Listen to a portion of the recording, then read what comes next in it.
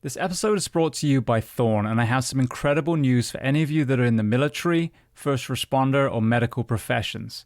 In an effort to give back, Thorn is now offering you an ongoing 25% off each and every one of your purchases of their incredible nutritional solutions. Now, Thorn is the official supplement of CrossFit, the UFC, the Mayo Clinic, the Human Performance Project, and multiple special operations organizations. I myself have used them for several years, and that is why I brought them on as a sponsor. Some of my favorite products they have are their Multivitamin Elite, their Whey Protein, the Super EPA, and then most recently, Cinequil. As a firefighter, a stuntman, and a martial artist, I've had my share of brain trauma and sleep deprivation, and Cinequil is their latest brain health supplement. Now, to qualify for the 35% off, go to thorn.com, thorne.com. Click on sign in and then create a new account. You will see the opportunity to register as a first responder or member of military. When you click on that, it will take you through verification with GovX. You'll simply choose a profession, provide one piece of documentation, and then you are verified for life. From that point onwards, you will continue to receive 35% off through Thorn. Now, for those of you who don't qualify, there is still the 10% off using the code BTS10, Behind the Shield 10, for a one-time purchase. Now, to learn more about Thorn, go to episode 323 of the Behind the Shield podcast with Joel Totoro and Wes Barnett. Welcome to the Behind the Shield podcast. As always, my name's James Gearing, and this week it is my absolute honor to welcome back onto the show British military veteran turned conservationist, Harry Turner. Now, this time I was actually talking to Harry from the middle of the rainforest, so a really powerful and beautiful episode, and you can literally hear the incredible nature that surrounds him. And we dove into another spectrum of topics, from his continual mental health healing journey, deforestation, poaching, his non-profit Emerald Arch, and so much more. Now, before we get to this incredible conversation, as I say every week, please just take a moment. Go to whichever app you listen to this on, subscribe to the show, leave feedback, and leave a rating. Every single 5-star rating truly does elevate this podcast, therefore making it easier for others to find. And this is a free library of well over 1,100 episodes now. So all I ask in return is that you help share these incredible men and women's stories so I can get them to every single person on planet Earth who needs to hear them. So with that being said, I welcome back onto the show, Harry Turner. Enjoy.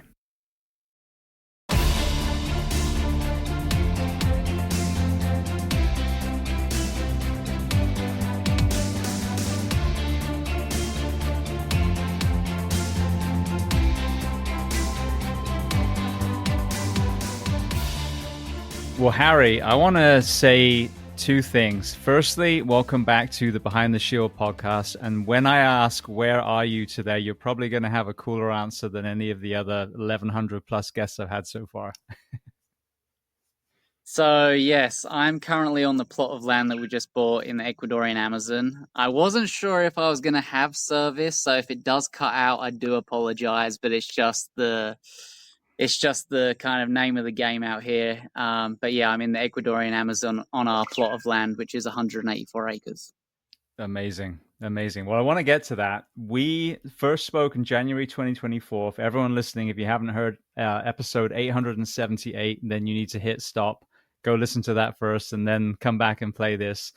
So give me an overview. January last year, what are some of the big changes that have occurred, not only as far as the the nonprofit and the book, but also even your own kind of a mental health and emotional journey? Yeah, I feel like so next month I'm going to be 32 years old, and for a lot of people that's still quite young, and for me, I kind of man, back in the days of contemplating suicide every day, I never even thought I'd get to this age, but I've progressed a lot in my mental state in regards of I now understand a lot of the reasons why a lot of the bad things happened. a lot of the times for me, in the moment, you don't understand the importance of that traumatizing experience or that experience which you just think is a pain in the ass. It's everything is kind of like making you and guiding you to do the things that you need to do. If I had never have, you know, I didn't necessarily fail at school, but if I didn't like do very well at school, yeah, I never would have been, pushed to do the army. If I hadn't have gone to Afghanistan, I never would have gone to the Peruvian Amazon to commit suicide.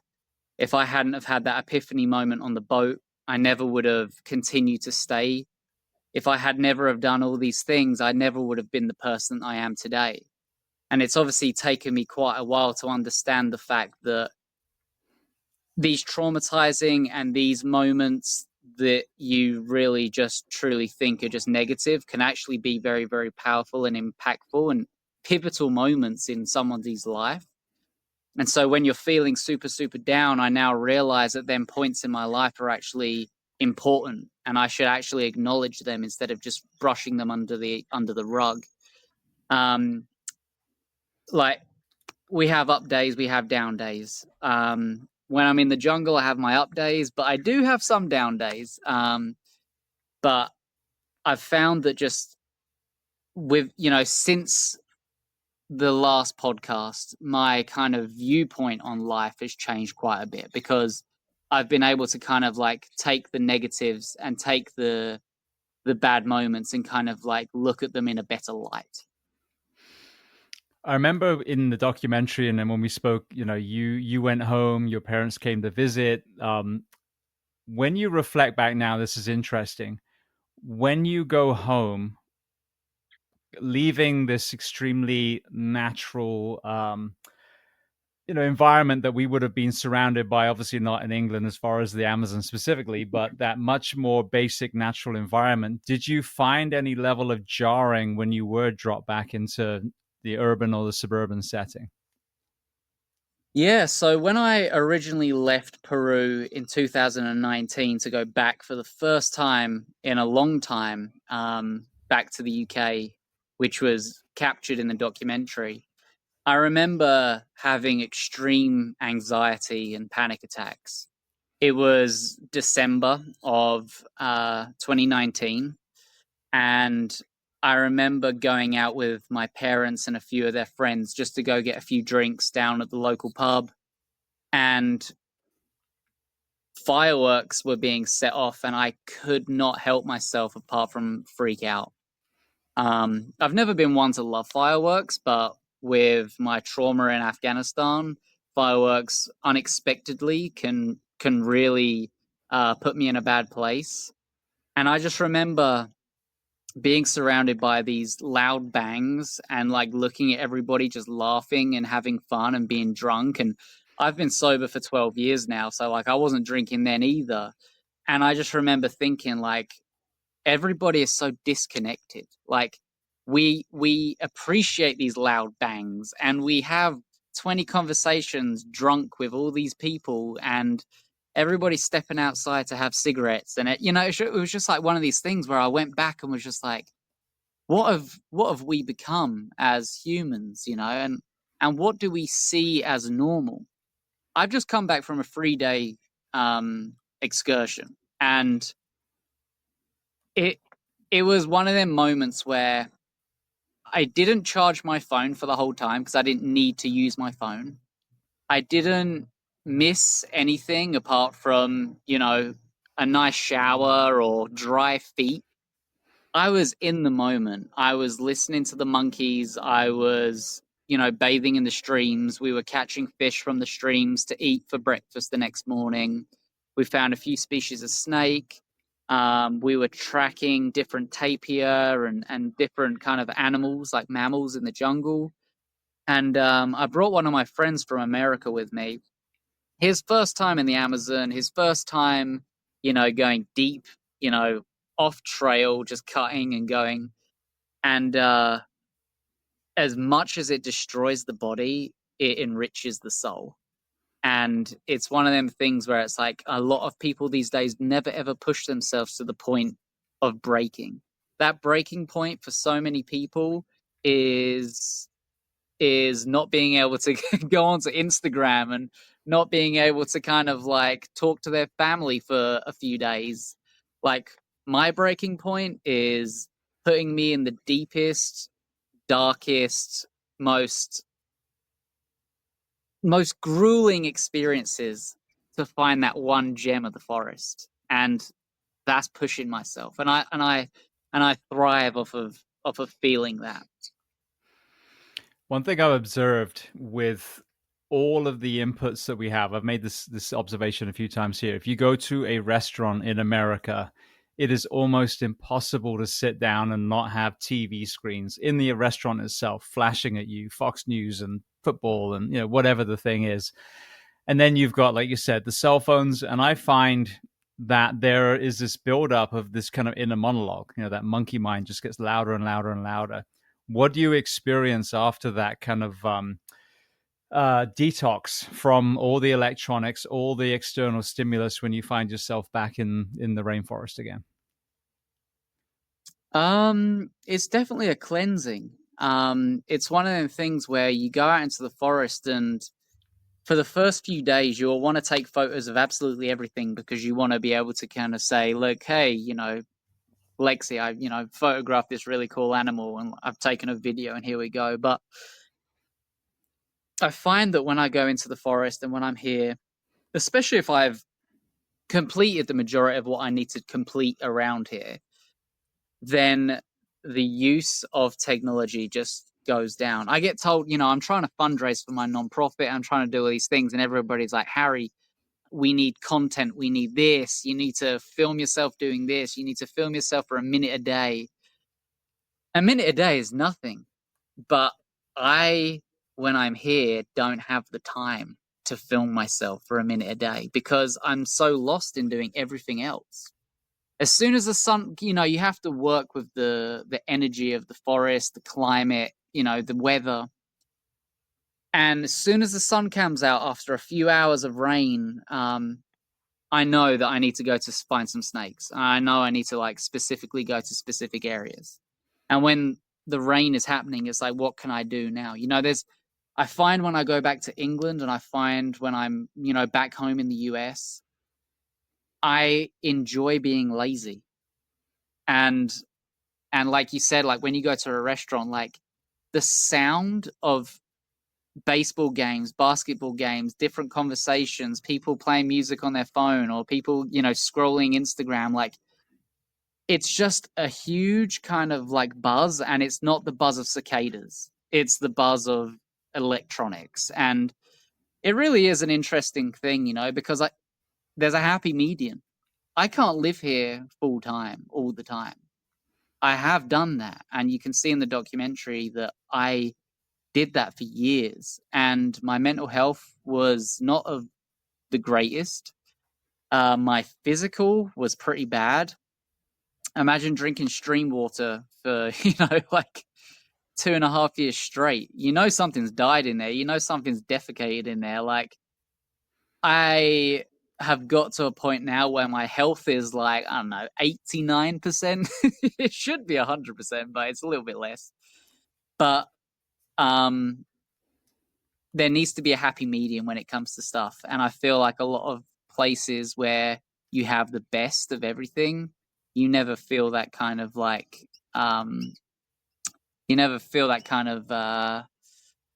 struggle because this is a struggle, but it's a great struggle. It's funny what you said about the kind of white noise of electronics versus cicadas. We have cicadas, based on the season here in Florida, and we have, the crickets, and we have the bullfrogs and all these other things. And I can sit on my back porch, which is a very kind of tight suburban neighborhood, but huge amount. You would love it here. So much wildlife. Yeah. It's kind of grown over the last decade or so. All kinds of hawks, and I mean, just it's absolutely stunning. Actually, I sent you a picture of that owl that came on my son's birthday one year. But then someone will fire up lawnmowers, weed whackers, etc. Because the problem with Florida in the summer is that we're constantly cutting our grass. And two similar sounds, but completely different to the soul. The cicadas, the nature, I find it soothing. The moment someone's weed whacking, two yards over, I have to go inside. It just annoys the shit out of me. So Yeah, you can even kind of see, that contrast. You can have a lot of noise somewhere that's beautiful, and it actually is kind of soothing. You can have a lot of noise in the middle of a sports bar, and you kind of want to throw a television through a window. So for sure. I have that issue here. This issue that I have in the Amazon is based around oil companies. Oil companies in the Ecuadorian Amazon, especially, are the number one destruction of this place. I just recently went to an oil spill where they said they had cleaned it up. I went in, I went to the front gate. I told them that I was like a journalist. I made up some bullshit story just to try get in. And they were like, nah, like our boss is on holiday. And the reason he's on holiday is for the fact that he doesn't want to be in contact with anybody because this oil spill is going to cost him his job if it's not done properly. Oil spills happen all the time here. So I was like, look, I can't go this route. Which way can I go? So I jumped on a boat with the Coyabeno Rangers, which are the rangers of the reserve here. And we spent 9 hours basically. Well, we spent 4.5 hours getting to the oil spill. And we walked around. I documented it. I filmed. It was definitely not cleaned up. And then we got back on the boat and we spent, another 4.5 hours coming back. And grueling day, bushwhacking, looking for, horrible oil spills, and saw a little bit of death and destruction on the way. And it was, horrible. But oil companies in this area are the number one reason for deforestation and destruction. The second is obviously people's farms.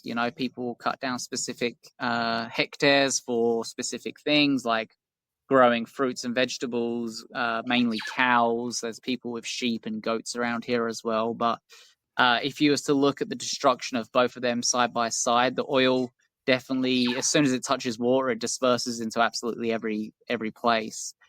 If you was to look at people with rates of cancer in this area, the numbers have gone up dramatically since the oil companies have been in this place, and they've been drilling and dumping crude oil and all these things. So I have these sounds that you can probably hear right now of birds and all these things, but I also have the oil trucks that drive past the road, which is, not 200 feet from my house. And it's one of them things where, as Emerald Arch, we really want to do everything that we possibly can to help this place. The problem that we have is funding. Funding is a huge thing. And the second thing we have is time. Oil companies right now are looking at a plot of land that we were looking at recently. And the issue that we have is that they're trying to buy a small plot of land right next to where we want to buy for double the amount that we can pay.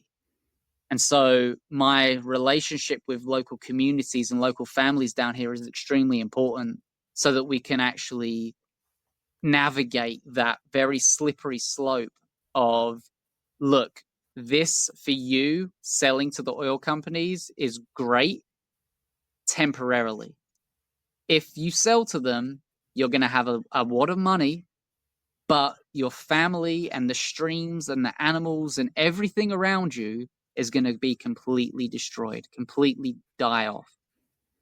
However, if you wait until we raise a little bit more money, we will still allow you to work on your farm. We will own the area. We will make a reserve. We will do all these things, and you will have a wage and you will have the money from the land.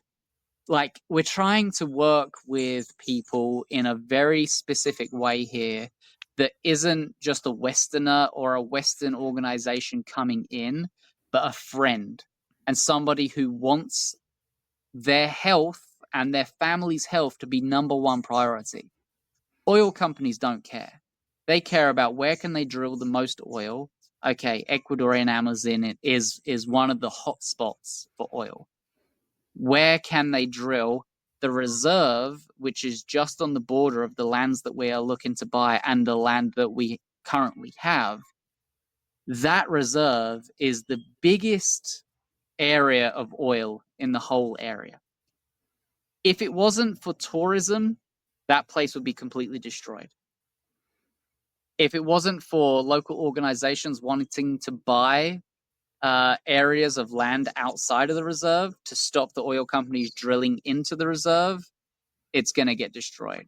If it wasn't for local people and education, local people would basically be selling to the oil companies so that they could get a little bit of money quickly, and then the rest of their health is going to go down the drain. So the issue that I'm currently going through right now is building relationships with people, but not forcing them to want to do anything for money, but wanting to do it for the correct reasons. Are these Ecuadorian companies or from other nations? A lot of this is Texaco and Chevron. You also have Ecuadorian companies which are, subcontracted to drill this oil and to do all these things, but it gets just distributed across the entire world. A lot of it most likely going towards the US. And the people here get paid pennies. When I went to the oil spill, I actually saw people trying to clean it up, and I asked them, and it was actually their land.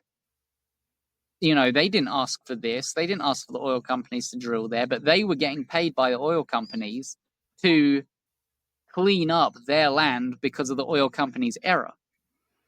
I didn't ask them personally how much they make, but one of my good friends here who I'm partnering with, and whose family's land is the land that we want to buy, he told me that, these people are probably getting paid $600 a month to clean this oil, and the detriment that has on their health is disgusting.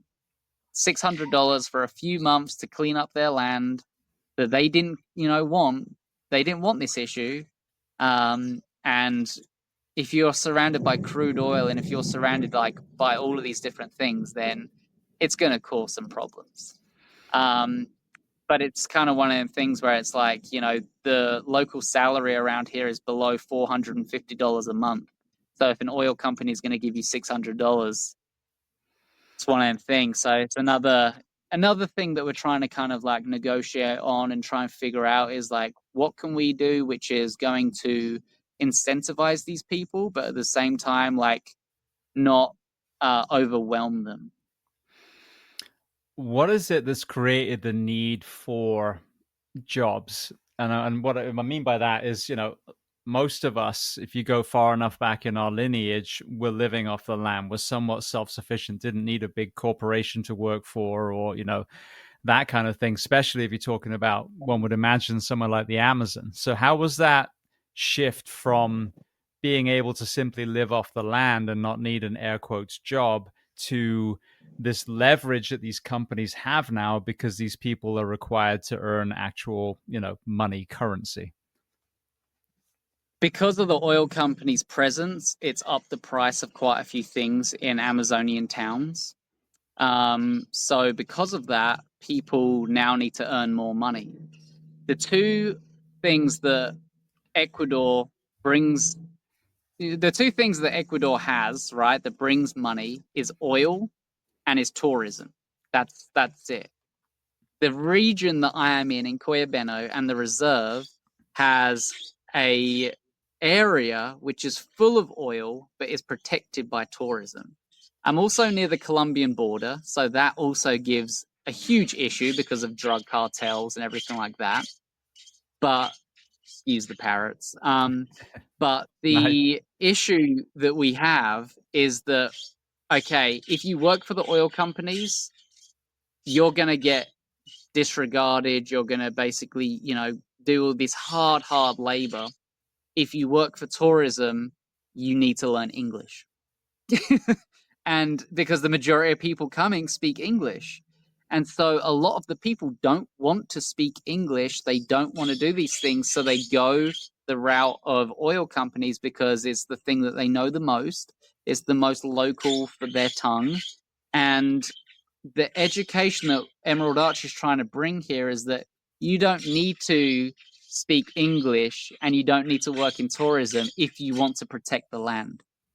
We want to, once we buy this new plot of land, which is 3,144 acres, it's a huge plot of land, and I need to raise about 1.3 million just for that land alone.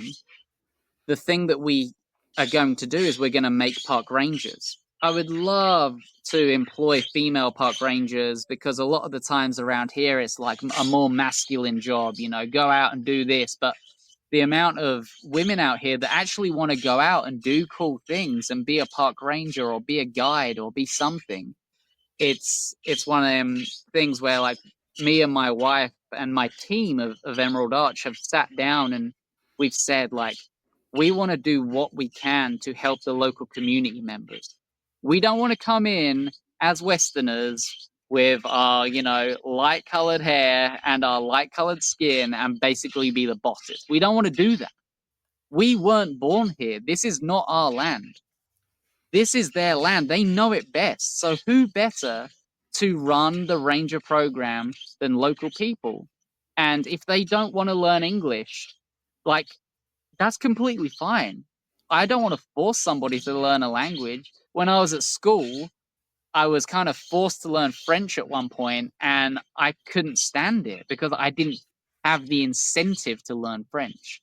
I then got told that I'm too stupid basically to speak another language, so they did extra English and extra maths and all this other crap. But it's one of these things where it's like I want to empower people here to do the things that they want to do, but give them the opportunity. Everybody here wants to protect the forest. That's the thing, but they just have a more incentivized plan from the oil companies because it's more cash in their pockets. Well, it's interesting because there's two contrasts in my mind when you're saying that. Firstly, I've spoken to a few people when the kind of backstory of the Somali pirates comes up, and Seaspiracy is another good place to kind of learn this backstory. You hear about the overfishing of the seas off Somalia and all the fishermen that were able to make money and feed their village and feed their family. The ability to fish went away. I mean, these mega ships were coming in and trawling, and there were hardly any fish left for anyone to actually bring home that they've been doing for arguably hundreds, if not thousands of years. And so then you have this very judgmental, well, these Somali pirates, and we're all applauding when they're killed because they took our American ship. And I understand that at that moment 100%. But when do we take ownership of the origin story? And the same with this. If you didn't have these oil companies coming in the first place and then creating this supply and demand and raising up prices, would you even have this issue at the moment? No, you wouldn't. Conversely, one of the best things that I've seen on my travels, and this is Fiji, so it was developed. It wasn't as remote as you're talking about now. But I went during the coup.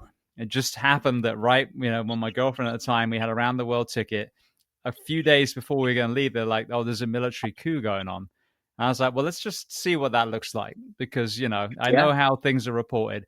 And in Fiji, they will go in, they'll occupy the government building, they'll sit down, they'll drink kava together. And everyone knows kava kind of chills you the fuck out anyway. So it's not like they're, drinking Jack and fist fighting each other. And they talk about it. And basically a shot is usually never fired. So we ended up just going. We said, screw it, we're going to go anyway. But as you can imagine, a lot of tourism was deterred. So we end up doing the PADI open water dive at a place called Mike's Dive Shop. And what he had done is, as an American guy, had opened a dive shop, but he'd integrated the local Fijian village. So we, for example, went on a dive and we saw Morgan's wall, and Morgan was in the boat. You know what I mean? He was the one that discovered it, and this is Fijian guy was one of our guides. And then we went after to the village and we drank kava with the chief, and it was phenomenal. But just like you said, the American guy came in and created a business, but basically everyone that worked with him, I wouldn't say even for him, he integrated the local Fijian village and the Fijian people and kind of brought a way for them to make money. So very, very different. What you're talking about, you can, with industry, come in and kind of integrate with another nation, with another group of people. But there's a difference between working with them and them working for you. For sure. I, as you're mentioning, all these things, I have these thoughts in my head, and I just said like I come off of a 3-day expedition, and I went out with my friend Roger, who's from the US but originally German. My friend Hilva, who's a entrepreneur here. He has 2 lodges in Coyabeno. Very great Ecuadorian dude. And then 2 of his friends, Samuel and Jairo. Jairo basically earns $450 a month. He's got 2 kids. He's got a wife. He works his absolute ass off. Samuel probably earns about $200 a month. He owns everything that he can carry on his back. But yet, these people with very limited resources, these people with hardly anything, are the happiest people I have ever met in my life. Happiest. Hyro, we were just like, we hiked and hiked and hiked all day yesterday. We were trying to get to this one point on the GPS, but it was swamp everywhere. We're up to our chests in places. Like, they were like, where do we go? And I'm like, we got to go over here. We got to do this. He's just joking and laughing. And I'm like, dude, like, this is serious. Like, we got to get to this point. If we don't get to this point, we're stuck in the middle of a swamp all night. He's like, nah, it's all good. It's all good. Anyway, we make a decision to come back. We get to camp. We start eating. Oh, sorry, start cooking. And then Hyro just gets in the stream, and he's just like, playing about in the water. And this is like a 38, 40-year-old man, just like living his best life. He used to work for the oil companies, and I had a conversation with him about it. He was like, I would do anything apart from work for the oil companies. He was like saying how he used to walk with big drills and like oil pipes and all these things 6, 7, 8 kilometers into the forest so they could test for the oil. And he was getting paid $25, $30 a day for that. And it's like, that's an hourly salary in Seattle, because me and my wife live in Seattle. Like, that is outrageous. But here he is, cutting trails with us, scoping out new locations, cooking, things that we've caught in the stream, just playing, just having fun. Like, some of the people that I have met in indigenous and local communities are the happiest people that I have ever met in my entire life. Had a conversation with Hilva recently, who's the guy who owns the plot next door, the entrepreneur guy. He is a great guy. And I remember just being really down one day. Can't remember exactly what it was. It could have been anything, to be honest. But he said, "Why are you depressed? Why are you sad?" And I was like, well, I can't really explain. I have complex PTSD. I was at war. I have seen a lot of death. When Khan was killed, that destroyed me. I've been through, I've been through quite a lot in my life, which has now shaped me, but it still doesn't take away from the fact that I'm not fragile. Every human has a fragile point, and you can be tough and tough and tough, and you can work through it, and you can do everything, but there's always going to be that soft spot that you definitely still have. And I said, have you ever had depression, Hilda? And he was like, yeah, I think so. I said, okay, well, what was it? He said, well, when my brother died, I was sad. And I was like, of course, your brother died. Like, that's not something small. That's a huge thing in your life. And he goes, yeah, but he died. I felt sad. And then I realized I live in this beautiful place with my beautiful family. And I'm so grateful for everything that I have. And my brother wouldn't want me to be sad. And I'm like, dude, if everybody had your mindset, this world would be so different. So different. What are you seeing as far as the villages that some of these men and women are growing up in? Because if we kind of wrote down, you and I, okay, what are the things contributing to trauma in, people our age, and obviously you're younger than me, in the Western world, it would by a lot. It would be everything from, unaddressed childhood trauma and, all these kind of things. And then you go into war or the first responder professions and all these other areas Right. that simply, a lot of it you kind of realize, oh, these are all Western problems. So, what are you seeing as far as the community level that these people that you're working alongside in Ecuador have? Because one of the big things that's glaringly obvious in the UK and America is, you have this household, and then at 18, get out, go get your own place, and then they're struggling and they're drowning in debt and trying to keep them above their mortgage or their rent. And you look at a lot of the older style communities around the world, and you look at our history. If you go far enough back, they say it takes a village. It was a village. You didn't leave at 18. You No. became the hunter or the warrior or whatever it is, but you were still in the village, and a group of people helped raise your children. And there were elders that you would respect and listen to their wisdom, and there were healers. And so you see the Iroquois and some of these other people, these other groups that have been written about, where Westerners in the early settler times were actually going back to the native tribes because the quality of life was better than the cities that they were Yeah. from. What are you seeing in these kind of upbringings that these incredible people that you're working alongside, as far as their communities, in contrast to the UK, the US, etc.? So just to put this into perspective, Hilver, who's my good friend, basically a business partner down here, and I've got to know him and his community. He lives in a small, small town called Pazibien. There's 330 people that live in Pazibien. 240 of them are his family. Oh my God. So he is surrounded by family. His network is family.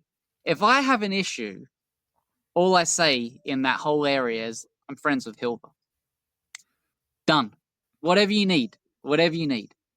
So the community here is very family orientated.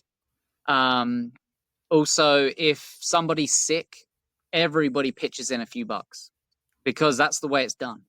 Like if it's basically as if there is a constant GoFundMe for everybody, because it's like, how can somebody pay this $600 bill? Okay, there's 300 people here. Each one of you give $2. Done. The community that they have is a huge net and a web of love and celebration. Ecuador is apparently known as one of the most celebrated countries in the whole entire world, because if it's someone's birthday, they celebrate. If it's New Year's, they celebrate. If somebody dies, they have a celebration of life. Like they celebrate absolutely everything. If the women win the football match, everybody celebrates. It doesn't matter who won or who lost. There might be a few tears, but everybody celebrates. Everybody here is wildly connected to each other, which has its pros and also has its cons. If I'm trying to date and 240 people are my family, then it's going to be a bit of a small pool. And I spoke to a few people about that kind of issue around here, and they're like, yeah, like, I tried doing this and tried doing that, but da, da, da, da. It's like, yeah, like that could be a big con. But yeah, no, it's kind of like one of them things. It's just like, I see the happiness in them, and they figure out the issues together as a group of people. It's a truly beautiful thing, and I love it when I bring my wife here, because they know who I am, and they bring her in with love, and when I bring my friends, I go, oh, by the way, he doesn't speak Spanish, but like he's a good egg, and they're like, oh, okay, yeah, come on, let's go and have food, and let's have drinks, and let's have conversations, and let's go to the forest for 3 days and thrash our bodies to oblivion. And it's like, yeah, like here, if you respect people, you are respected. Whereas in a lot of other countries, because of the disconnect, there's a disrespect.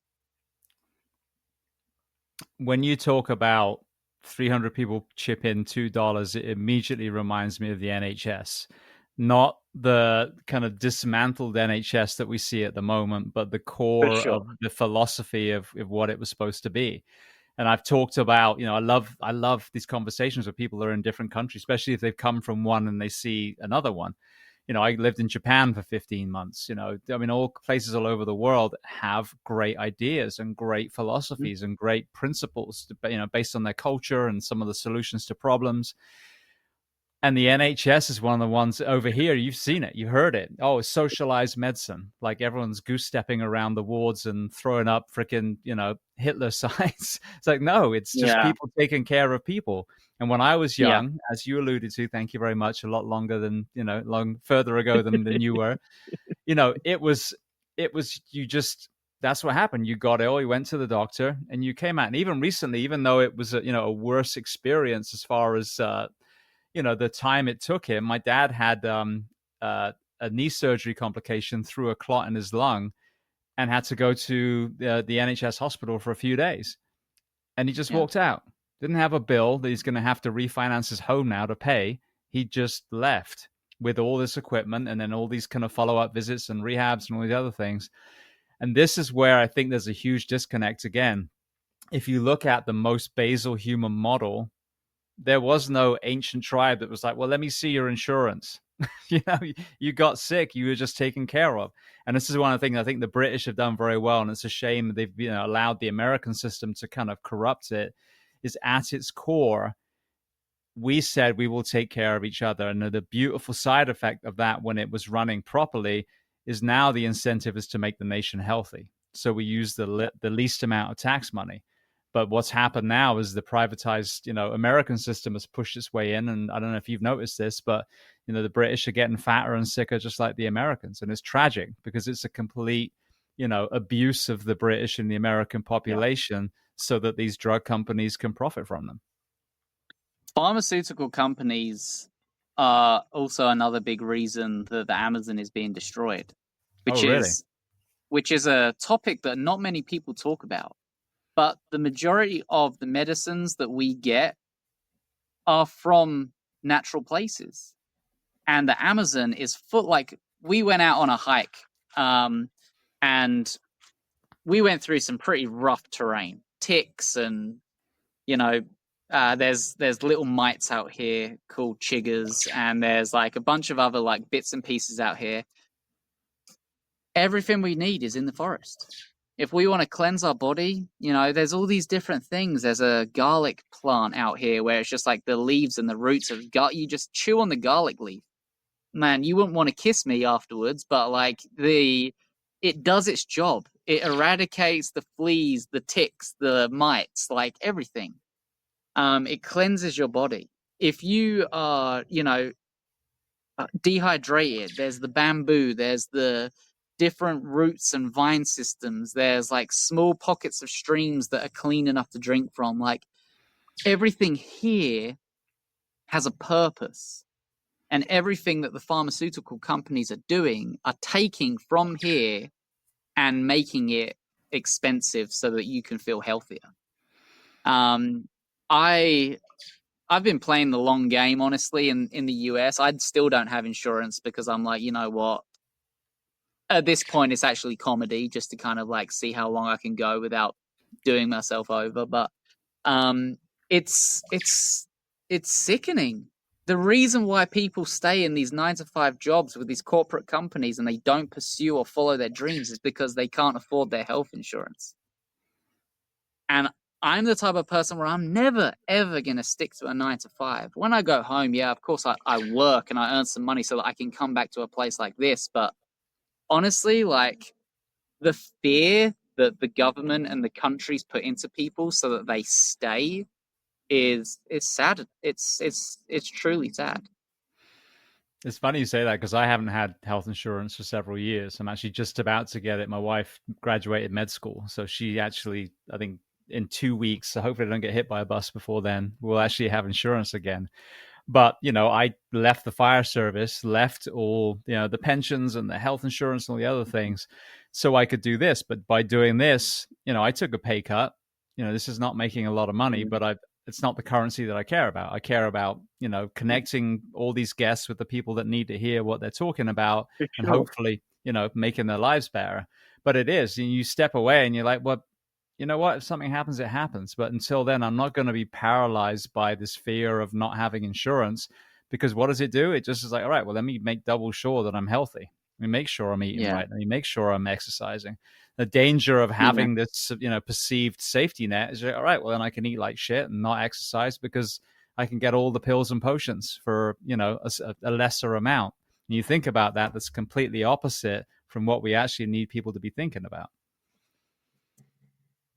I saw on your socials a few weeks ago, maybe, that you got some test results back from your fire service days and how you had specific things in your blood. And the same issue is here. When people work for the oil companies, they have so many problems when it comes down to later in life issues because of the oil, the crude oil, the chemicals that they've been surrounded by. And with yourself, I can't remember the exact stuff that I read, but is that detrimental for future Oh, yeah. for your health? So PFAS, they're called forever chemicals. Now I'm an incurable optimist, so the people that I've just had approach me about 6 months ago that paid for this blood test are developing a probiotic that it looks is going to be able to pull those out the human body. So Wow. that's a beautiful opportunity where someone can make some money on a very natural medicine that truly will make a difference. So I'm all about supporting something like that. That's preventative, that's proactive. But yeah, they were created by DuPont. So all the waterproofing that you see, the Teflon pans, and then in my job, the waterproofing in our gear that we're sweating in and wearing for hours at a time, the foam that we use to fight fire, they're all riddled with this stuff. So it is directly linked to a host of things, from cancers to Wow. neurodegenerative disorders. And so yeah, so it's terrifying. Now the other side of the coin is obviously, again, making the body as healthy as possible, so hopefully it doesn't succumb to this stuff. But that is supposedly, I forget, it's something terrifying, like 95% of the world's population has this in their body because it does not break down, doesn't degenerate. So you've got the ability now, hopefully, to maybe remove it from the humans. But then there's obviously this whole environmental push. Is like, well, how do we get it out of the environment? Because if they did Right. a test on you, I mean, you've been in the West as well, even though you spent all that time in, in the Amazon and these kind of remote areas, even some of the guys that you were just talking about that are indigenous to that specific area, I guarantee you, Oh, for sure. just the pollution, like you said, from the oil company, there's probably elements of it Mhm. in there too. So this is what's so disgusting. Is Absolutely. this is a very, very, very, very recent problem. And you think about the last, 2 or 3 generations, how much they fucked up this planet based on pure power and greed. Yeah. And as you alluded to, it's not even us, it's our children, our grandchildren, our great great grandchildren. What is going to be left for them? It's going to be like the Lorax. Yeah, of course. It's it's definitely scary. And a lot of the people around here are worried that the oil companies in their area and the people of their family who are working with the oil companies are going to later on have incurable diseases which will ultimately end their life. Yeah, which is unacceptable because, as you just were talking about, there's all this plant medicine around you. And this is, I think, just to underline your point, a very lesser known thing about modern medicine is pretty much all the chemicals that work are the ones that are, duplicating a naturally occurring substance. Yeah. All the ones that are shit, they just made up. And those are the ones Yeah, with the, sure. 3 paragraph warning at the end, might include, shitting Yeah. yourself to death and all these other things. But if you look at the ones that are most effective, they actually derive from a plant, or insulin from a pig, Mhm. or whatever the thing is. So the answer is in nature. And this is what's so Oh. disgusting Mhm. is, why not just allow that to be taken in its modern form, its natural form, rather than say, well, I want to oppose any natural production of this thing, synthesize it, and then charge 100 times what it would cost to the consumer. Yeah, for sure. No, I think nature is definitely a therapy. For sure, it saved my life. And it's one of the biggest reasons why we at Emerald Arch want to bring on the Veterans Nature Therapy Program, is because we want to bring people who are struggling to nature, and we want to continue to help not just the environment but the people in this world who are struggling deeply. It's one of them things where it's going to take a lot of time, it's going to take a lot of energy and work and effort, but ultimately if we can save one person's life from destruction to be in this incredible place, just to kind of change their mindset slightly.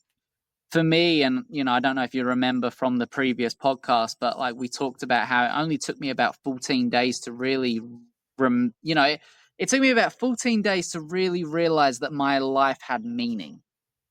And after that 14 days is where I spent the next 14 days and I was in my element. And so if we can change the viewpoint of just one person's life and we can save their life, that's incredible. At the same time as saving this place, at the same time of giving local people jobs, at the same time of helping this place with reforestation, doing scientific research so we can see how many, animals we have on specific lands. Like, we just collected our camera traps a few days ago. This place, you can probably hear the road so close, but the land goes in that way 2.6 kilometers, and it's about 300 meters wide. It's a very kind of skinny plot of land, but very long. So incredible streams, incredible areas. So I put up 15 cameras before I left in April, and we had giant anteater, we had tamandua, jaguar, ocelot, giant armadillo, 9-banded armadillo, tyra, grison, which blew my mind, short-eared dog, monkeys that are coming down, and I could go on with paca, agoutis, birds eating snakes, like all of these different things. And this is just one section of land, which is 184 acres.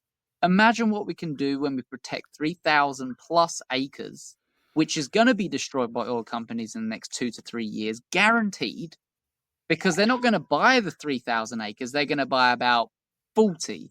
And then what they're going to do is they're going to dump the crude oil in somewhere in that area because it's their land. And then when it's rainy season, the oil is going to disperse across the whole place and make its way down the stream to the community of Paz y Bien. So the importance that we have is not just saving community lives, not just helping people with PTSD, not just protecting this environment and all these people. It's a combination of so much more. And a lot of people in this world fear that leap of faith. And for me, I'm not going to stop until it's completed, dude. Like, this is it. And who knows, we might do a podcast in another 2 years or whenever it'll be. I can guarantee you there's going to be change, because that's my mindset, that's my goal. And that only happened after I had that experience and that love in the jungle. If I had never had that epiphany, if I had never had that moment of clarity where I thought suicide is not your option, you have people at home who love you, you have a great and bright future ahead of you. All you need to do is make that leap of faith, say yes to things, put yourself in uncomfortable situations. And the most important thing is follow your heart and follow the fire in your gut. Because if you don't follow what you need to follow, if your brain is telling you to go left and you're fighting to go right, because that right move will put you exactly where you need to be at exactly the right moment, which will make for incredible stories and will make for memories that you'll never, ever forget. If I had not, when I was in Australia, for example, I left Peru because Khan was killed by a poacher's trap. Devastated me. Actually shook me to the core and broke me as a human being.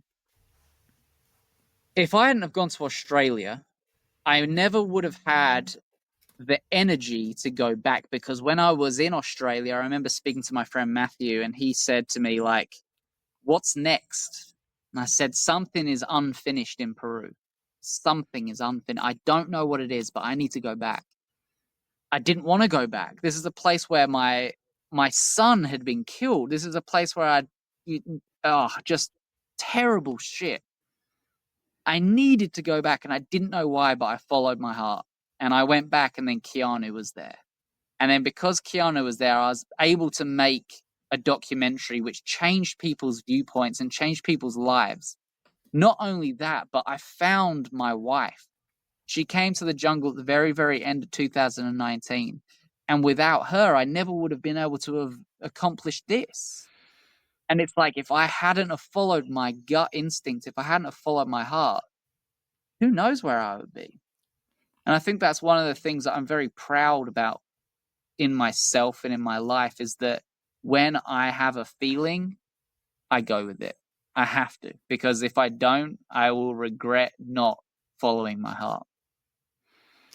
Well, you mentioned Khan, you mentioned Keanu, and you said that there were ocelot, where you are now. Have you had any sort of interaction? Have you been able to actually be there, or are they just caught on camera at the moment? These ones at the moment are just on camera trap. I found the tracks, I found the male spray territorial marks, and I've been able to be close enough that I know that there is a good amount here. I have not found any with my eyes at the moment, and I definitely have not found an ocelot which is definitely in need of reintroducing. I think if that happened, me and my wife would definitely have to have a talk because she knows what I'm like.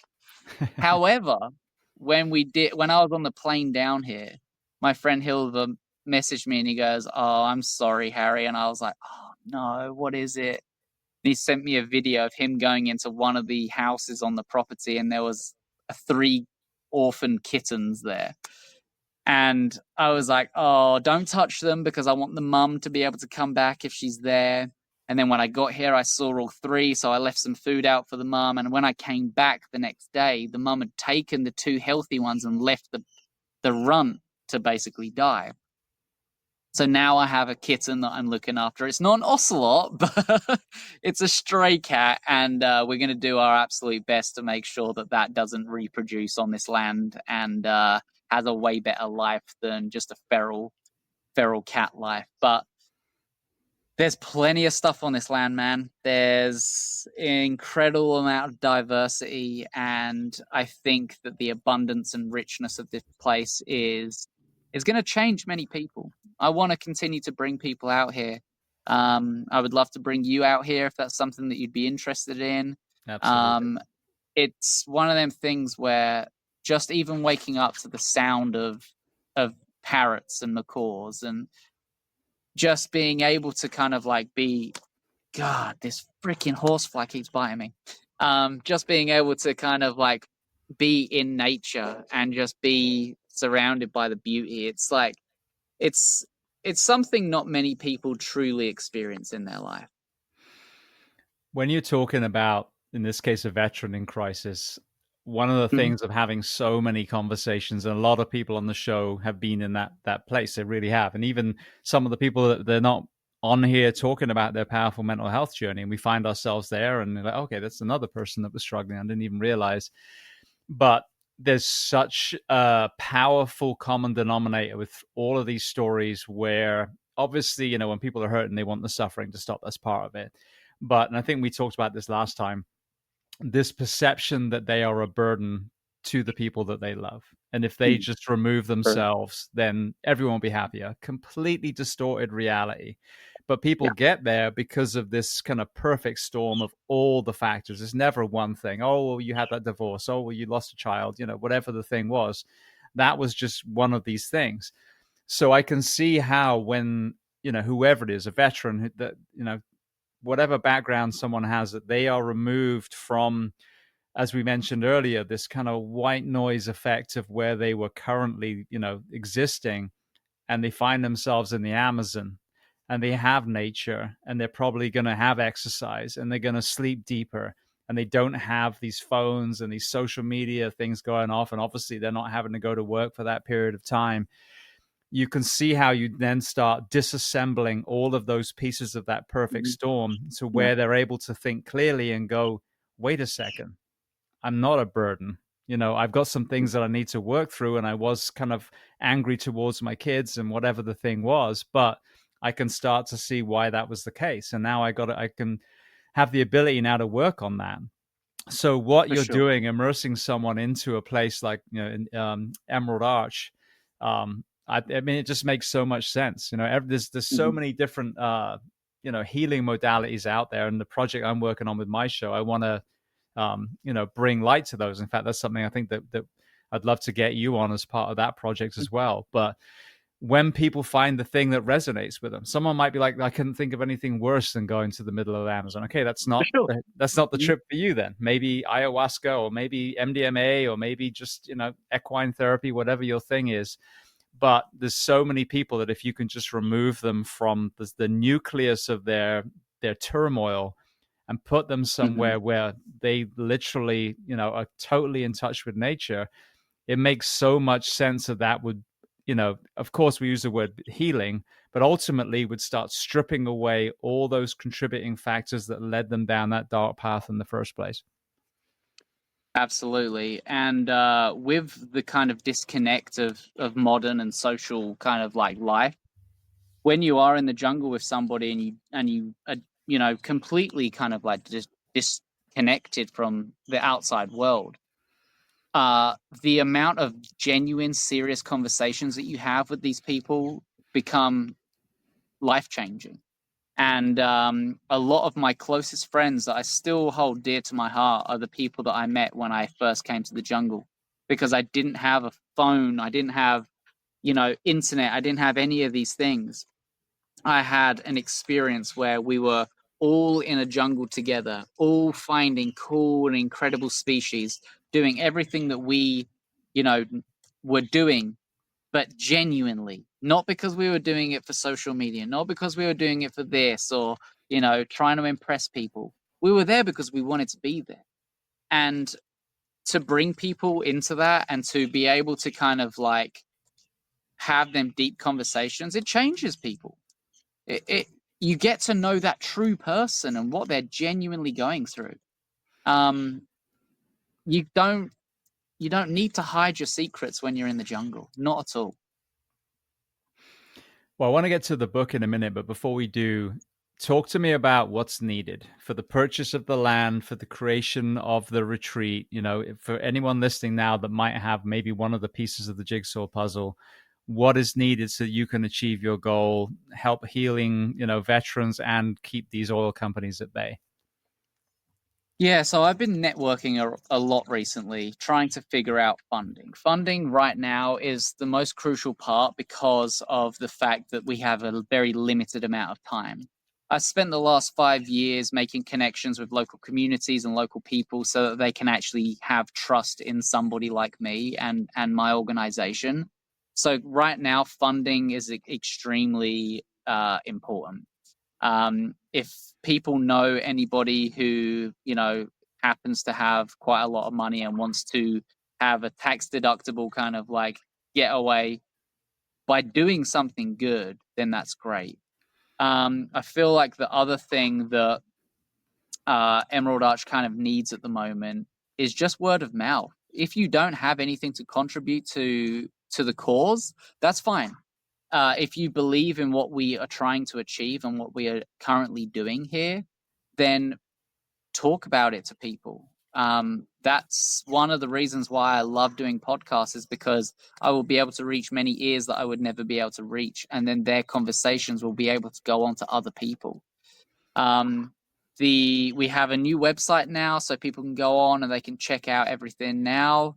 That took a while to kind of get up and running, and honestly, just kind of like the experience itself. If people want to donate and they want to come down, but they want to actually see with their eyes where their money's going, it's a completely doable and achievable kind of goal. We have land now. I have a great amount of connections down here. I have some very close friends. And so any help in any way is fantastic. Um, but ideally, funding would be, and everybody needs money, but I feel like if people genuinely listen to the issues that are here and they genuinely want to make change, the Amazon, apart from the ocean, is the biggest absorber of carbon dioxide. This place is in such turmoil because of oil companies and deforestation and fires and all these things that if people genuinely want to do good, just even investing into land is powerful. For example, a hectare of land is $1,000 here. So I believe my calculations, 4 hectares is about an acre. So even with $5,000, you can save a huge chunk of the rainforest. And then when it comes down to saving rainforest, you're then actually giving jobs to local people that are educating themselves more in why this place is important to save, and also bringing people down here who are struggling deeply. Um, there's there's a lot that conversation and funding can do here for sure. When you say saving the Amazon, I feel like Jeff Bezos needs to give a lot of money because he's used that word to make a lot for himself. It seems like it would be a good fit for him to give back. If anybody's got any connects to him, that would be great. But I know that his money is going elsewhere. And I can't hate on somebody for making money from being very intelligent and doing all these things. But I feel like with all of the billionaires in the world, we could definitely make a difference when it comes down to mental health support, when it comes down to homelessness, when it comes down to Amazon conservation, when it comes down to just genuinely, everything that is a struggle in this world. I feel like that is the thing that they could definitely change the most, but unfortunately, it takes a lot of good people to do the small things in the world, and we're trying. We're doing our complete best here. I am, like I said, incurably yet angry optimist, and I truly believe that there is the beginning, the cracks of a revolution of kindness and compassion. I think there's an awakening of the corporate greed and some of the things that we talked about, and I hope that that's going to extend not only into physical and mental health in the developed nations and obviously beyond that, but also in the conservation side. This kind of eye rolling about the ozone layer, for example. I've always said, well, just look at the quality of the air in London or LA or Mumbai. You don't need to worry about the ozone layer. You can physically see it, the trash in the Yeah, oceans and all these other areas. So for too long, we've kind of been duped, almost like defending these corporations. And I feel like now finally there's an awakening. And I hope even the holistic healing side will start protecting, the Amazon, some of these other areas from a medicinal point of view too. So I hope that the absolutely. timing is right and that there'll be people leaning into nonprofits like yours to be able to help. Yeah, I hope so too, and I appreciate that kind of confidence. I feel like there are definitely people um, that are wanting to do change, and there are many change makers in the world. It's just that we need to work together. One of the issues that I've found working in conservation for the past 10 years is the fact that when one person does something which is great, people in conservation to some degree get jealous and they want to do something great themselves. And you end up actually having kind of like not necessarily fights, but people are clashing heads because they're trying to do good, but they're trying to outdo each other. And so I feel like with a lot of these people that want to do good, if we just work together, we can make so much. We don't need to outsmart each other or do the next best thing. Like, I don't want someone to just like come up to me and be like, oh, well, you did this, and this, so I'm going to do this. It's like, oh, well done for doing something good. I feel like I have also done something good. How about let's collaborate and let's do something which works for the both of us so that we can truly make a huge difference. Um, but then again, throughout the world, jealousy is kind of one of the biggest kind of like horrible things that happens. It just kind of it causes issues. I see that even in, first responder nonprofits, and I'll get people say, and it's coming from a beautiful place. I want to. Mhm. I had my own mental health struggle. I'm going to start a nonprofit, and I tell them the same thing: find a nonprofit that you already like. Find one out there that's been well established, and join them. Be part of their Yeah, team. If everyone's reinventing the wheel, there's so much wasted energy. So, as you said, collaborate. If you're already an established nonprofit, then link arms with another one. And if you're not, if you're someone wanting to do good, then find someone who's already working there. And then whether it's fundraising, whether it's boots on the ground, be part of an organization that's trustworthy, that's already established. So you're not spinning your wheels and spending, thousands on establishing your, nonprofit only to kind of watch it struggle a year later. yeah, yeah. The reason we started our nonprofit in this area is for the fact that we don't see a lot happening for the oil companies here, and we don't see anything happening for the local communities. Me and Lexi discussed, a lot about kind of like what we want to do with our life and our future. And obviously, making a difference was the biggest thing. And then when we both came to Ecuador together, I had been here before her, but when we both came, we saw a demand that was not being met.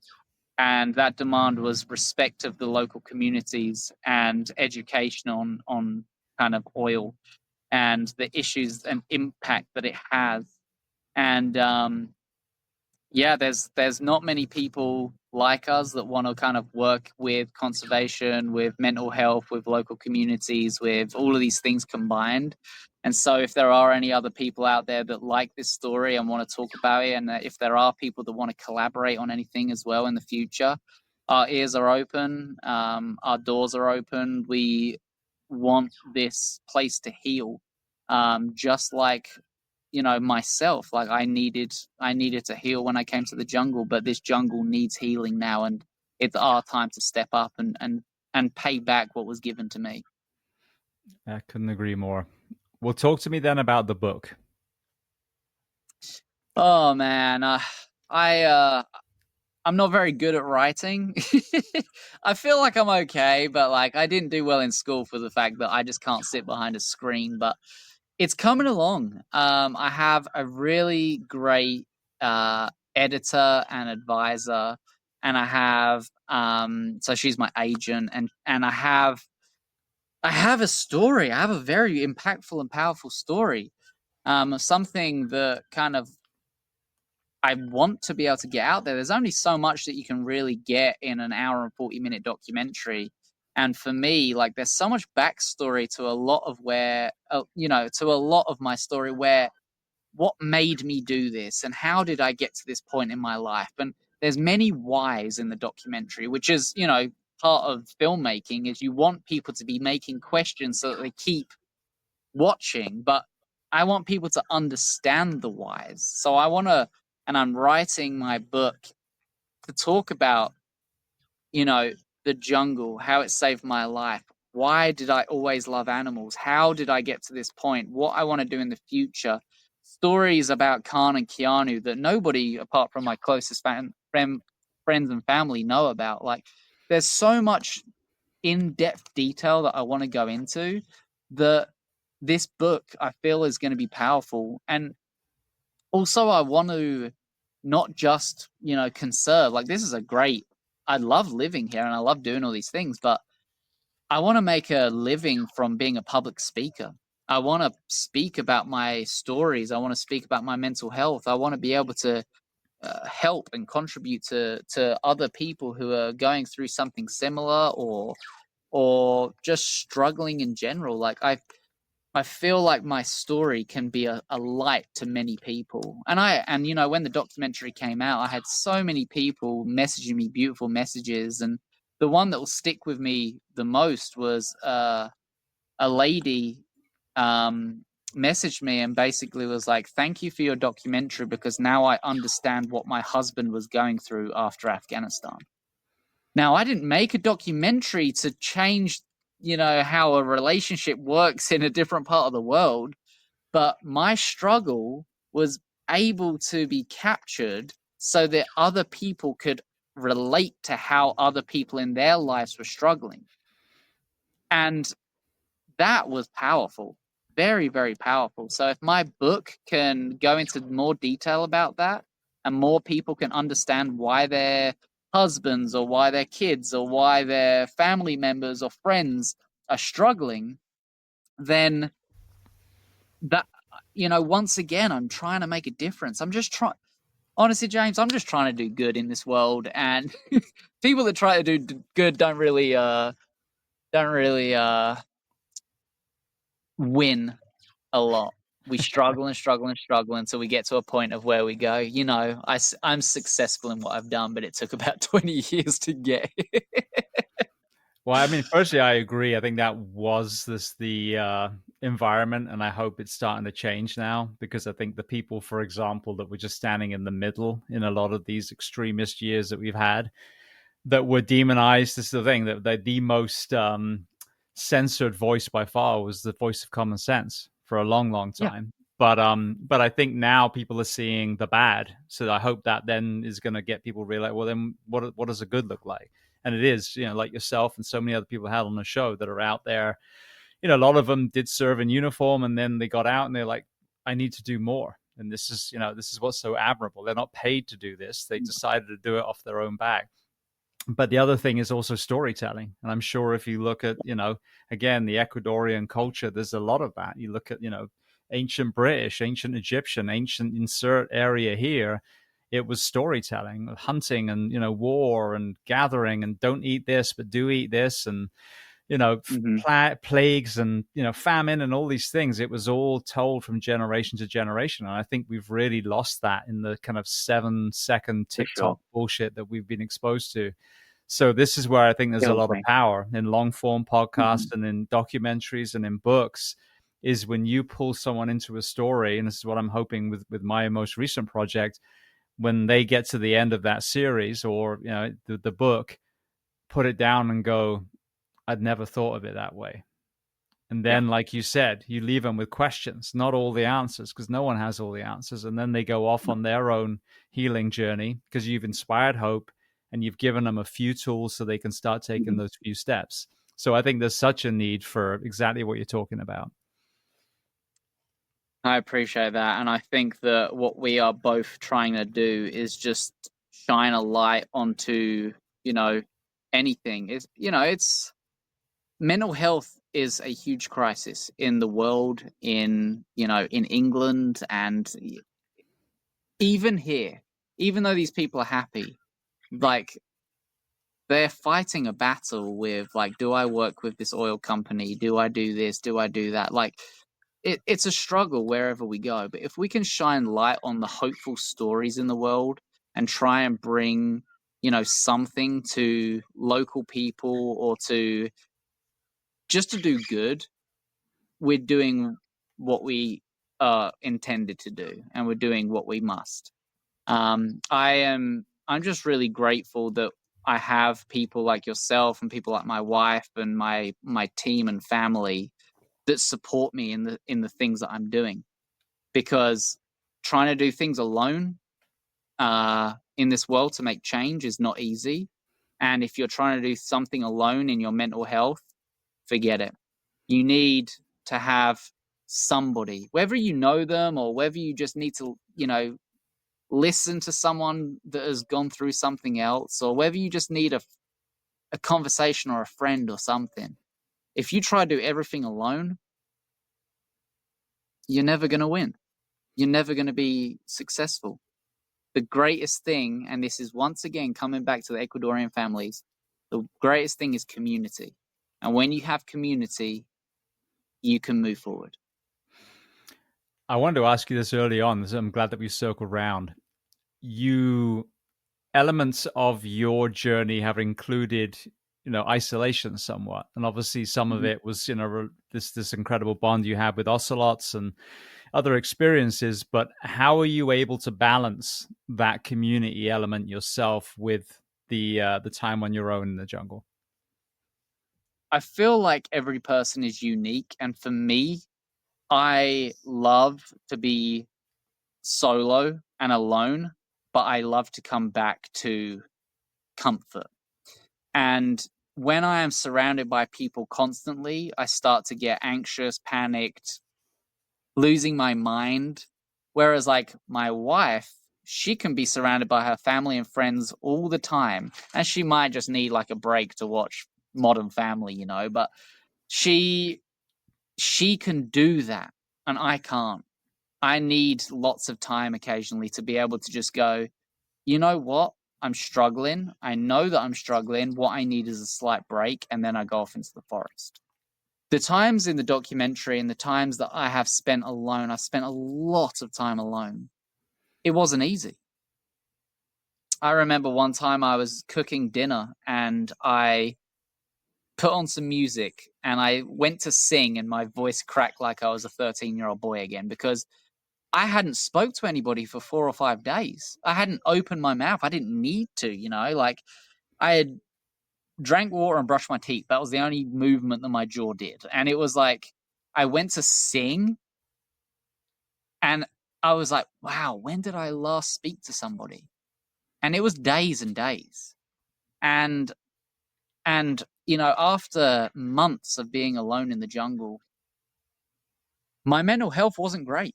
Even though I was in the most beautiful place in the world, I struggled because I didn't have that community that I needed. However, with moderation, everything is great. If I spend 5 or 6 days in the rainforest here, just catching snakes and photographing things and having fun, and then I come back to my family, my dogs and my wife and my friends, I am then complete. And I feel like a lot of people, they need to understand what works for them. The macaws have come in, sorry. And what works for them can be different in absolutely everybody. But for me, I need to have lone time so that I can reflect, and I need to have together time so that I can use what I've thought about and reflected on to then make my relationships and friendships and work kind of balance better. I had the author of a book, The Introvert's Edge, on the show a few years ago. And I remember him giving me the definition of an introvert and an extrovert. And he said, everyone thinks that introvert is someone who's just quiet. He said, what defines you is where you get your energy from. And I was like, Okay. oh, because that's me as well. Like I can be in crowds and be fine. But as I've said many times on here, you know, I'm the person at a party that, you know, either A, I'm sitting out in the garden when everyone's in the house, or I'm just like, all right, I'm out, peace, and I just Yeah. disappear. And it's not that I'm overwhelmed or having any sort of issue. It's just I've hit that wall and it's like, all right, I need to go and recharge. So it seems like that's expandable. You know, for you, it's several days. For Mhm. some people, it might just be, you know, walking the dog for an hour. But I'm that same thing. And if you truly draw your power from crowds and from people in that community, then yeah, you're probably more of an extrovert, a true extrovert. But I think Mhm. a lot more of us are introverts than we realize. And that, I think, is one of the backstories for alcohol use. There's a lot of people that think they should be the life of the party, that pregame before they even go out, so they can be comfortable in crowds because they don't realize that it's actually normal to not feel completely comfortable in a crowd because going back to ancient humans, you know, we weren't surrounded in this tiny space by, you know, 300 human beings. You know, it's a very abnormal thing. Same as being on Yeah. stage. You're not supposed to be like everyone's watching you and you alone. So when you break it down, it's interesting that, yeah, the community is really important. But there would have been a lot of times in, you know, ancient human lives where we were foraging, hunting, whatever. We would have had Mhm. time to just be on our own and reflect. And finding that balance in modern society, I think, is hard. You know, you've got to really do some Yeah. self assessment.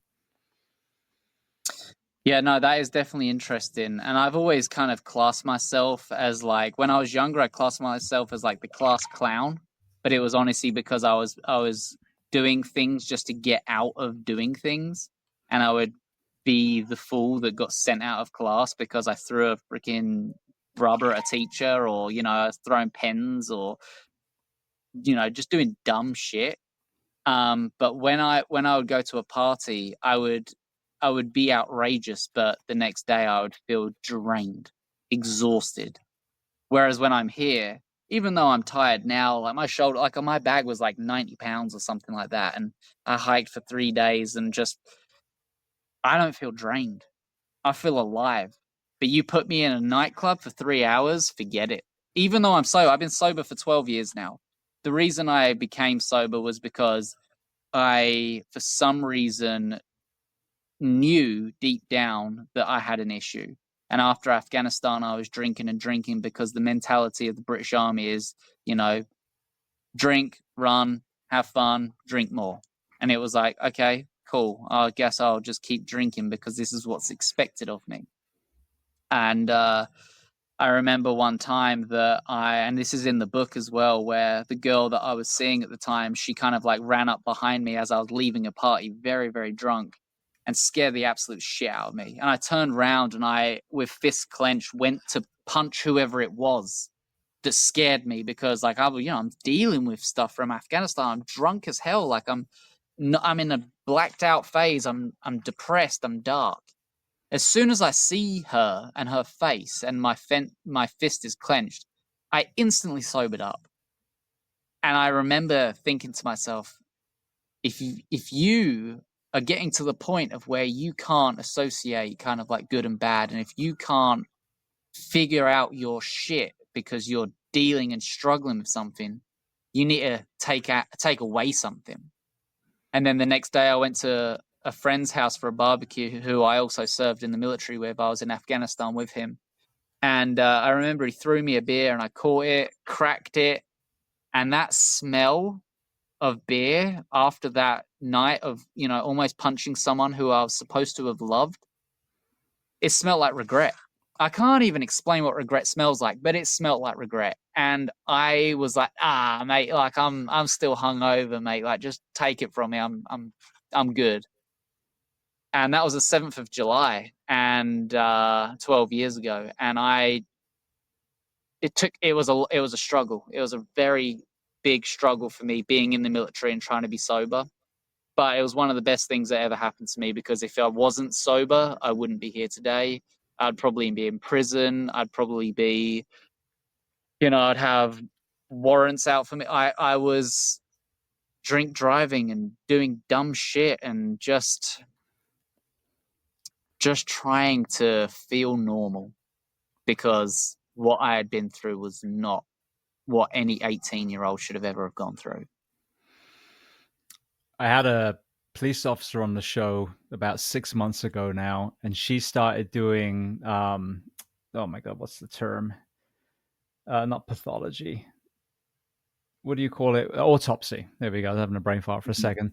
Autopsy as far as the events leading up to police officer suicide. So she wasn't, the body itself, but kind of working out what was going on in their life. And she said every single one they had consumed alcohol within 12 hours of their suicide. And when I think back to, I still drink to this day, but when I drank, when I was clubbing and all that stuff when I was younger, there are girls that I ended up getting with that I wouldn't have if I was sober. So if alcohol, and that's just a very mild example, if alcohol can distort your judgment in such a simple scenario, now take someone who's in crisis. That affect you. Mm-hmm. And you're about to take your own life, but there's still that little voice in your head saying, no, no, no, no, don't do it. And then you start drinking. That voice is then silenced. And I think this is probably one of the things that saved your life is you weren't drinking, because so many people I know, they were at the time. But, if you're stone cold sober and you're young and you haven't been in the military and you go up on a high building and you go near the edge of the building, there's that hand, an invisible hand pushing you back away from the edge. Yeah. When you were in this crisis and you've been consuming alcohol, that hand goes behind you and it starts pushing you towards the ledge. So I think, again, alcohol is a really important part of this whole conversation. Is if you are struggling, that is the worst thing that you should do, because that's taking away your innate defense capability of resisting the urge to take your own life. That's a really interesting way of thinking about it. I know that obviously with alcohol, your kind of like perception is skewed for sure, and you'll do things that you don't normally do. But for her to have acknowledged by these autopsies that, basically 100% of people who have committed suicide have had alcohol in their system.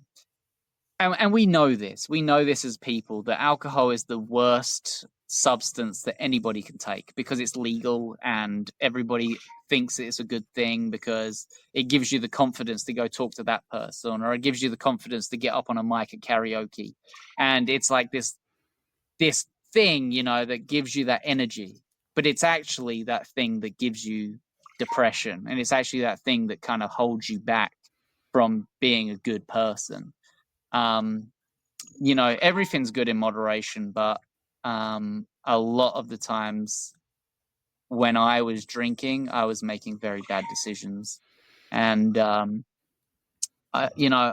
I regret doing a lot of things in my life, but I definitely do not regret stopping drinking alcohol, because that has truly saved my life and made me the person I am today.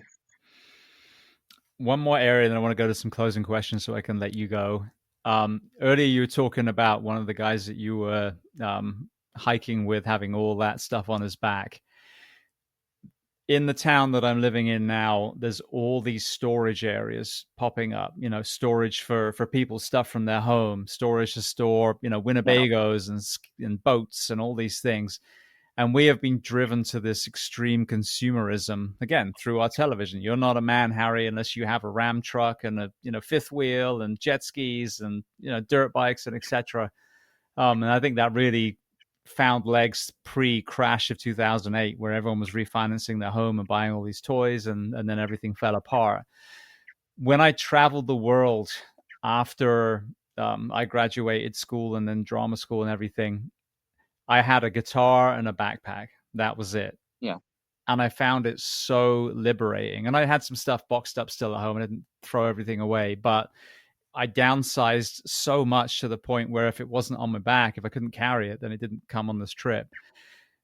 Talk to me about the materialism element of not only yourself but the people that you're working amongst, and contrast to what we're told we should have in the US. That's a great question. And honestly, to see the amount of stuff that people have is wild.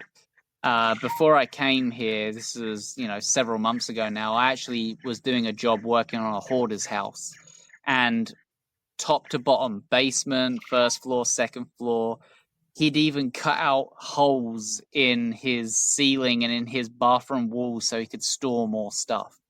And I see, that's an extreme.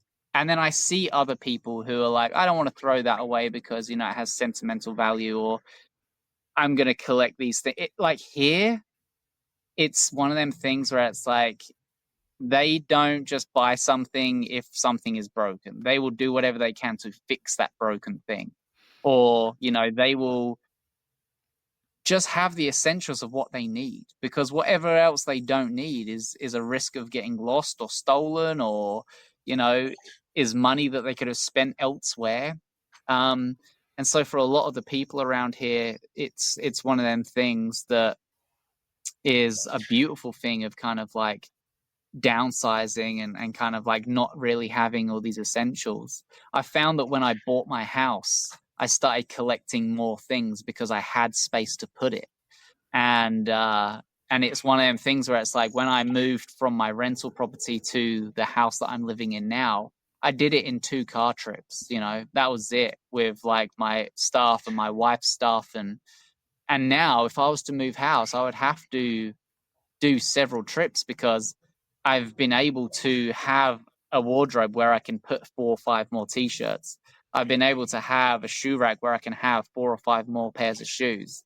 I, have things that I have just collected over the years. Like when I threw the first pitch at the LA Dodgers game, I kept that ball that I threw and it had signatures on it. Them types of things, like they have small meanings, but it's not necessarily like important. And I think that the people here have the things that are most important to them and the things that are most essential to thrive and live here. However, they spend their money on, family and food and other things that are more important than just valuables that they kind of like associate with like good memories. I saw a documentary a while ago, and it was on. There's a term for it. I'm getting this wrong, but basically disposable fashion. So there's super cheap Yeah. high street stores where you buy it. I think this is less men, more women, but they'll wear an outfit once, and they're like, "Oh, I've already worn that." And then it's kind of disguised as charitable donations, and all these things are then sent and dumped in Haiti or wherever the supposed Hmm. benefiting nation is. But it's just shifting trash from one country to another. And again, it goes back to, which I hope is going to see something that we're going to see a resurgence of, is a good pair of Hmm. jeans will last you a long time. A good Absolutely. shirt will last you a long time. And the even your furniture, if it's not this shit lamb board or IKEA. chipboard and IKEA bollocks, but you actually have a real cabinet made with real wood or a dining room table, you're going to pass that on for generation to generation. So I think getting away from this, you know, I want more things, and each of those things is going to be shittier quality.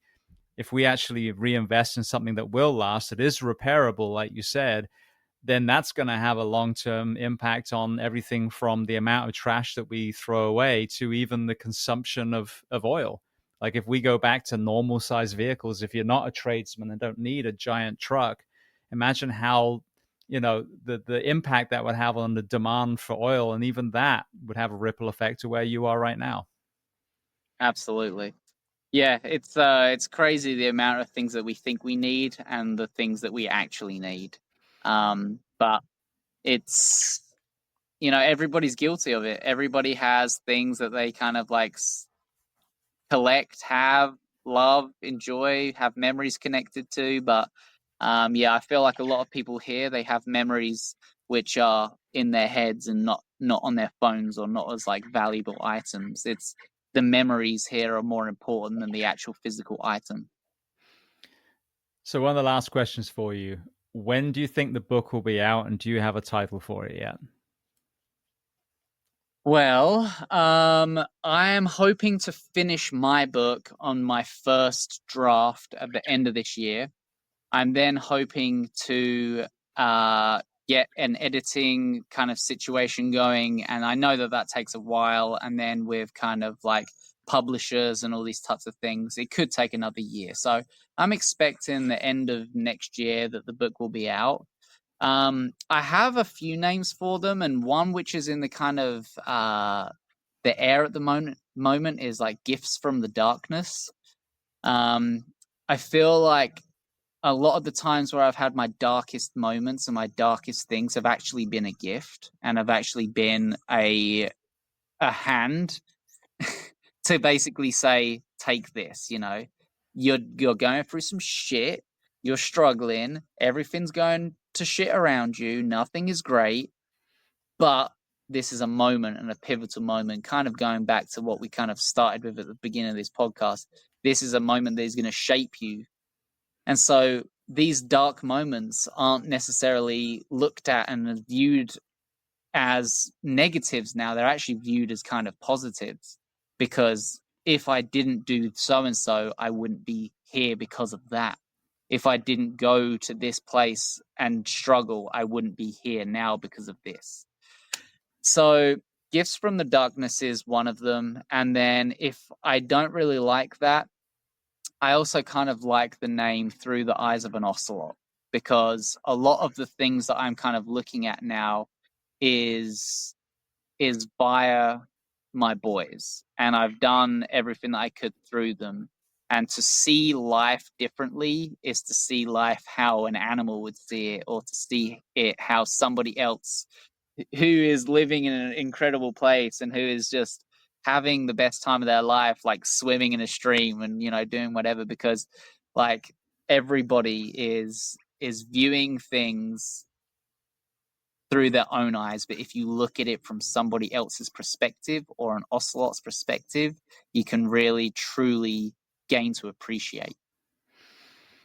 The kind of concept that you were talking about with the first title is something I think we need to see a lot more of. I've made this kind of observation recently, and this is what my most recent book was about. Was in the mental health conversation, we understand that we need to smash the stigma. That's been the message for a long time, but that doesn't get you any closer. It just really is saying, hey, when Yeah. people are struggling, don't be a dick. That's pretty much it. Yeah. Create an Ask environment for how people your to. friends are doing, and kind of go the correct route. But like, how do you personally see that? Yeah. Well, then the next thing is the hope of post-traumatic growth. And that's what you're talking about. And just bang my mic. When you can work through this and you found your own unique toolbox, whether it's, a month in the Amazonian jungle, or whether it's, again, some retreat, or simply just talk therapy with someone that you trust, whatever your thing was, Mm-hmm. now you can reflect back and see the gifts that you were given in these traumas. So I think that there's so much, power to that hope of, look where Harry is now. Look where Harry was. He's Yeah. a completely different person now. He's not who he was before he went to war. He's a different person now, but he's got more resilience, more compassion, more empathy. So I think that's such a needed conversation now, is Mm-hmm. the storytelling of the hope of the 2.0 version of yourself that then will drive you through whatever your own kind of crucible is to get there. Yeah. I feel like a lot of people see me and see the change that I have become, and they use somewhat of the term of like, Harry is healed. I'm not healed. What I have done is I have learnt to accept the challenges that I have had in life. I've learnt to try and see things differently. I've learnt that everything happens for a reason, but like, I think what I've truly learnt is that if you just do the things that you want to do, and that you feel is important, you will never be disappointed in yourself. And I still have days, like negative days, where I I contemplate suicide, and I think about self-harm, and I think about, absolute just terror and horribleness. But I also now can associate with my mental health that, that is one of them things where that's part of life. What I need to do now, and with age and with all these things, is that, you're never going to be healed. But what you can do is you can kind of like, you can use what you know now about your body, your mental health, your physical health, all these things, and you can say, look, it's just one of them bad days, but one of these bad days is going to be a good day soon. Absolutely. Well, for people listening, where's the best place to find Emerald Arch online, and then any other social media handles you want to do as far as your own projects too? Yeah, so Emerald Arch is www.emeraldarch.org, and we're also on Instagram with emerald.arch. And I'm hoping to start a YouTube channel soon, but oh my god, I've got so much going on that I'm just trying to do all the important stuff right now. But YouTube will be up soon, and we'll get some, cool videos from the land, and some of the cool stuff that we found. And we just put some plaques up on some really cool trees on the land to honor some of the beautiful people that have passed away. One of them being a very good friend of mine, Dana, who died of cancer 2 years ago. And so it's what we're doing is we're collecting content, we're doing all these things so that we can really truly show people what this land is about, how we can help local people, how we can do all these things. So I'm honored for you to ask me to be on again. Thank you so much for, this opportunity to spread the word about what we're doing here, and the good and positive that we're trying to achieve in this place. But yeah, keep your eyes out, dude, because we're going to be doing some good stuff, and we're going to be making big moves in the next few years. We're going to be making big changes here. But if anybody does have a spare $1 million, let me know, because that's what that's what's going to really help us.